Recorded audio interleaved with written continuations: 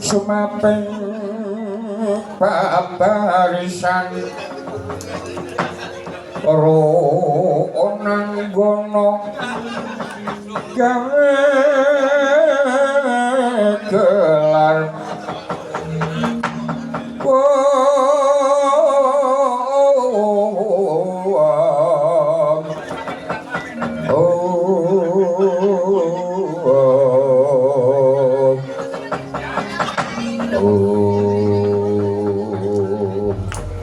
Katarita rikala semana sang nata wis mundur anget gaton mangsah smedi ing kono datan cinarita patraping smedi ing riku gayut kaliyan swasana ugi andherekaken donga kaos puji ngarsane Hyang Widiwasa urih kersanipun simbah diem kasembadaning sedya sinigek ingkang wonten sanggar pamujan nggih ingkang wonten sakjawining rangkah Nalindra Mandura Prabu Baladewa duka ya sinipi ilang subuh sitaning Nalindra galak sarga wikidita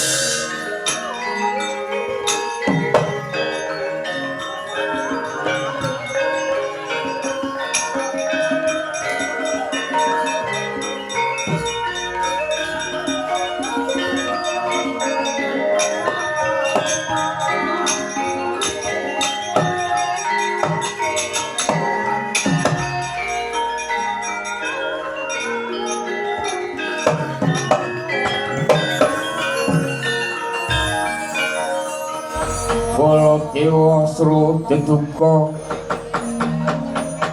mulat kang samyandon jurit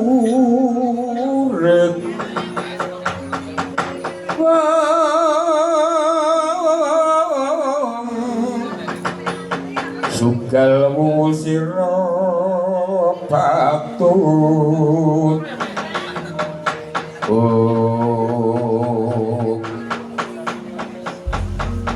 jagat Dewa Bathara keterangane wong Astina ketok eleke nek dicedhaki ora kena diundhuh kebecikane ning nek cerak-cerak gampang kasempyok lakuning angkara murka druhut ngucap rasane patine Yayi Kresna Baladewa etel wae yo nek ngono aku ora semedya bali ana ing Mandura Yayi Kresna sing waspada kowe dijeng mungsuh Yayi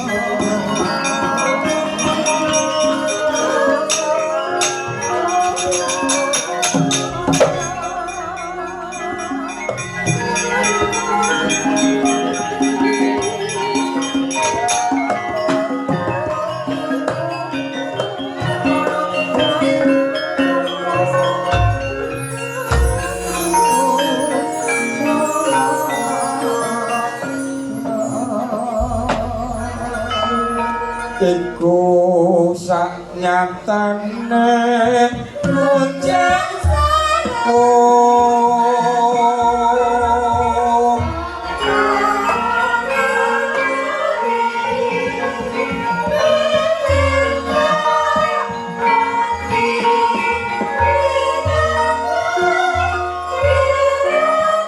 Trio mangu mangu mangu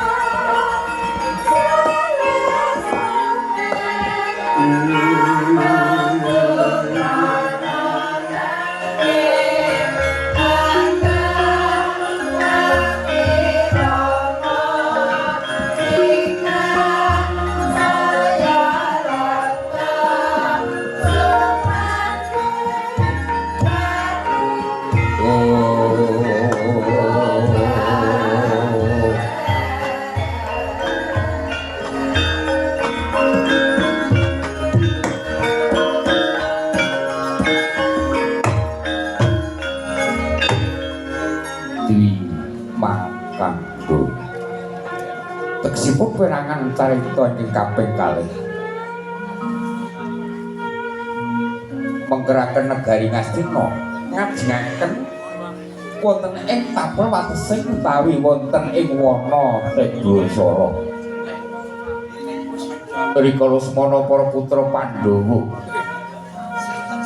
iki sampun keparang satata kapandikan dening Raden Gatotkaca dhateng kantun ing neraka Satya jangkar bumi Raden Antarja miwah Raden Setyaki kaget raos penggalih Gatotkaca dupi anguningani Sang Resi Mayangkara ingkang tanpa taha dupi lan ugi keparawuh wonten ing wana Tegasara wana alas titik papan bro werna-werna sara kebak ing pacoban lan kasengsaran pramila eling-eling wonten ing wana Tegasara sapa ingkang garpi gegayuhan mesti gagal migar tanpa karya awit ing kono papan jawat kaliwat liwat wingit kapati-pati basan satu mara satu mati jalma para keplayu nggih dupi wis satata jan Gatotkaca arsa amurwakani pangandikane Mangkana cipta regani ora kegeri kepankawijil ngladi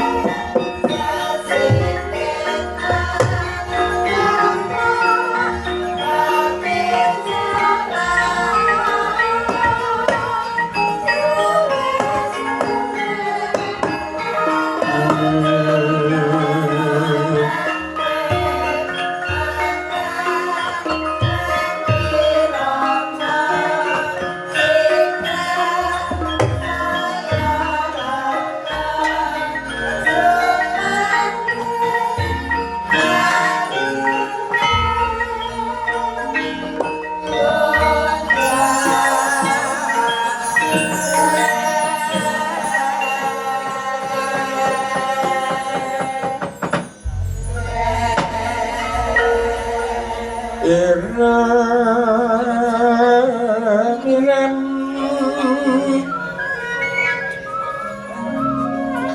kembang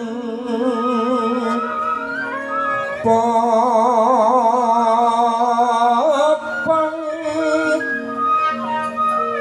teratebang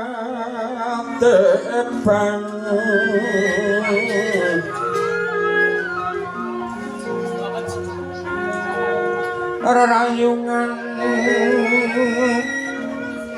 lumalangkung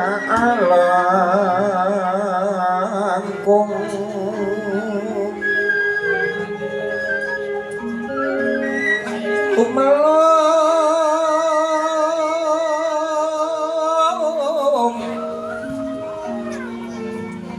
rumambateng liyan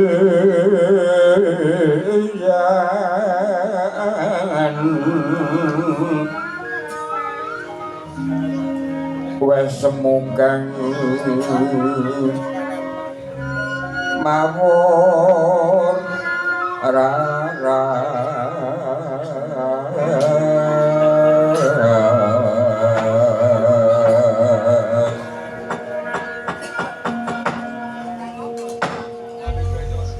Kang Mas Antarja sawetawis kepareng kaprayogan lagi pun lega iya Dimas kaya ora kurang prayoga sepatugi Paman Setyaki semoga kepareng kaprayoga tenagipun lega iya anggir Kotonegoro katun nenggo dawuh lan kados sampun prayogi sanget anggir kula nderek kempal wonten ing Wonotebrasara iya Siwa Mayangkara kula nggih sawetawis kepareng kaprayogakna anggenipun lenggah oh iya kados sampun boten kirang prayogi Kang Mas Antarja Dimas Gatotkaca estunipun kula kaliyan Kang Mas Antarja Paman Setyaki lan boten nyono bilih Siwa Mayangkara ugi kepareng dereng kempal wonten ing Wonotebrasara. Lah iki kaya mangkono pun Kakang banjur kepengin miterang marang Dimas Gatotkaca saknyatane ana parigawe apa? Jalan Dimas Gatotkaca tak kula semono amung sumengka pangawak bojro Andamar Sasi ngampili para Kakang ingkang isine supaya kumpul ana ing Wonotebrasara. Ing paman ugi priksa supados terang traca lan mangke anggenipun jumangkah lan ing paman kedah kados pundi kepareng ugi kempal wonten ing Wonotebrasara. Lah kula semanten ugi estunipun kula menika ra dipun buta lan dipun dawuhi dhateng Sinuwun Prabu Sri Bathara Kresna nginginipun supados kula ngimping-ngimping wonten ing wewengkon Wonotebrasara. Kang Mas Antarja Paman Setyaki ugi Siwa Mayangkara estunipun kula pinaringan dawuh gandeng para pepundhen ing amarta sampun sebodo anggenipun muliaken pekandhen giri sarangan ringkal gan punika sesarengan sami hangeningaken cipta tapa brata wonten ing Wonotebrasara. Inggih sedyanipun badhe gayuh nugrahaning wahyu inggih sinebat wahyu mustiganing. Namung inggih kanthi mekaten kula kaliyan panjenengan ampun ngantos wonten pawongan saged nyaketi dhateng para pepundhen ing ngamarta. Lah tegese cetha inggih kaya mangkono banjur kudu waspada awit sing tak samarake lan sing tak kuwatirake yen to nganti ana lakuning dum sepurwing banyu iki bakal gawe rengkane para pundhen Ngendraprasta. Mula Dimas bejo kemayangan dene iki paman Setyaki uga kepara nyawiji marang pun Kakang Lan Dimas uga malah kepara pepundhene awake dhewe Siwa Mayangkara iki kamane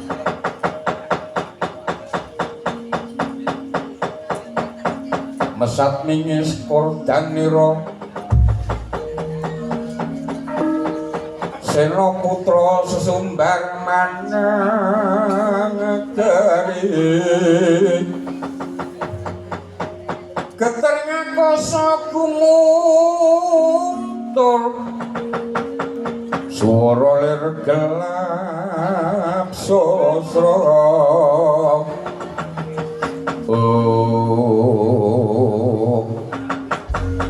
kacarita rikala semana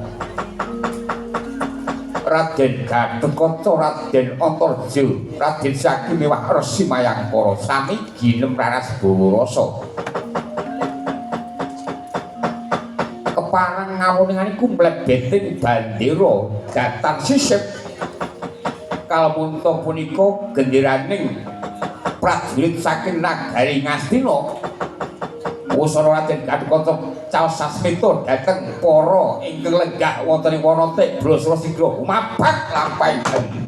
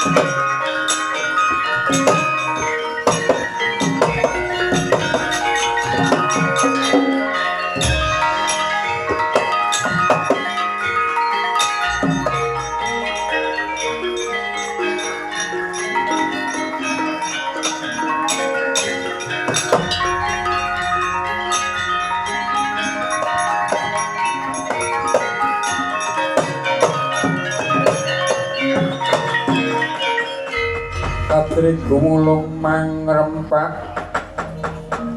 Kurtokoro rangkap kiri Ronanggono gawe klara sira wang-wang